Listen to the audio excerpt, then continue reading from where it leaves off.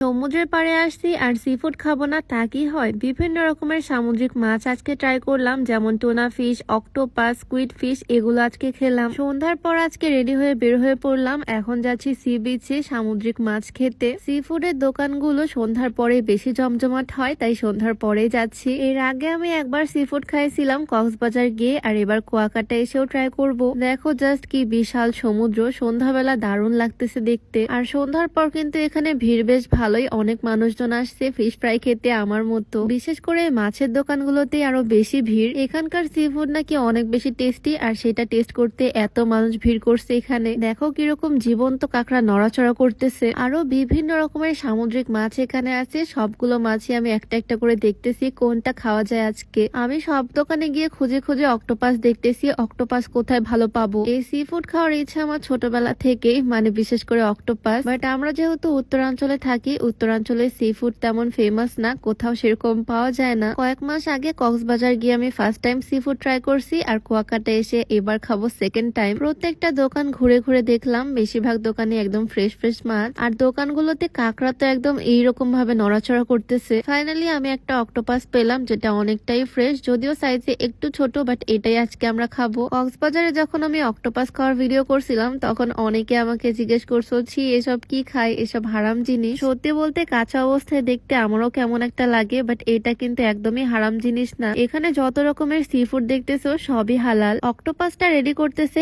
এদিকে আমি একটা টোনা ফিশ সিলেক্ট করে নিলাম, এটার বারবিকিউ খাবো। কুয়াকাটা একটা জিনিস আমার ভীষণ ভালো লাগছে, যে মাছটা আমি সিলেক্ট করে দিচ্ছি সেই মাছটাই সুন্দরভাবে আমার সামনে কেটে বেছে রেডি করে রান্না করে দিচ্ছে। কক্সবাজারে তো সি ফুড নিয়ে প্রচুর স্ক্যাম চলে, তারা কাস্টমারদের একদম ডাহা ঠকায়। সামনাসামনি দেখায় খুবই টাটকা ফ্রেশ মাছ, আর চিপায় নিয়ে গিয়ে রান্না করে দেয় অন্য মাছ। যাই হোক, কুয়াকাটাতে সবকিছু সামনাসামনি হচ্ছে দেখে ভীষণ ভালো লাগলো। তো এখান থেকে বড় সাইজের একটা স্কুইড ফিশও সিলেক্ট করে নিলাম, আর এটাও আমাদের সামনে কাটাকুটি হচ্ছে, একটু পর রান্নাও হবে। সবকিছু দেখতেছি বেশ ভালো লাগতেছে। আমি দোকানের ভিতরে গিয়ে বসে পড়ছি, আর এই সি ফুডের সাথে রুটি বা পরোটাও কিন্তু বেশ ভালো যায়, সেজন্য কয়েকটা রুটি পরোটাও অর্ডার করে দিলাম, আর তারপরে বসে পড়লাম। এখন জাস্ট ওয়েট করতেছি কখন আমাদের খাবার আসবে। সন্ধ্যার পর খোলা সমুদ্রের পাশে বসে সি ফুড খাওয়ার মজাই আলাদা। তো কিছুক্ষণ ওয়েট করতেই চলে আসলো আমাদের স্কুইড ফিশ। এর আগে আমি ছোট স্কুইড ফিশ খাইছিলাম, যেগুলো রিং চিপস এর মতো হয় দেখতে, বাট এটাও ভীষণ ভালো লাগতেছে দেখতে, একদম স্পাইসি। আর এখানে ওরা অনেক রকমের মশলা ইউজ করে, মশলার কারণে ফ্লেভারটা একদম অন্যরকম লাগে, অনেক মজা লাগে খেতে।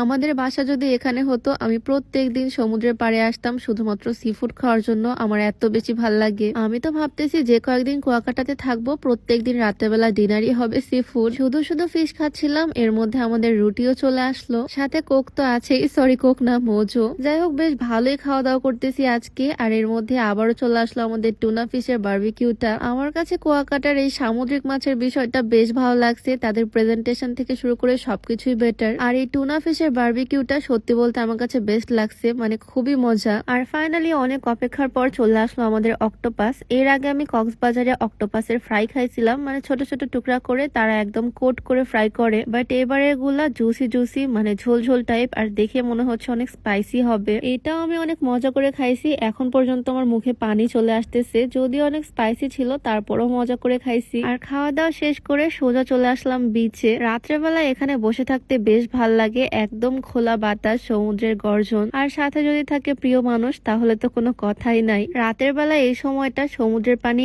একদম কাছে চলে আসে, আমার তো মন চাচ্ছে আজকে সারা রাত সি বিচে বসে কাটিয়ে দিই। যাই হোক, আজকের ভিডিওটা লং না করি, সবাই ভালো থাকো, সুস্থ থাকো, দেখা হয়ে যাবে নতুন কোনো ভিডিওতে। সবাইকে আল্লাহ হাফেজ।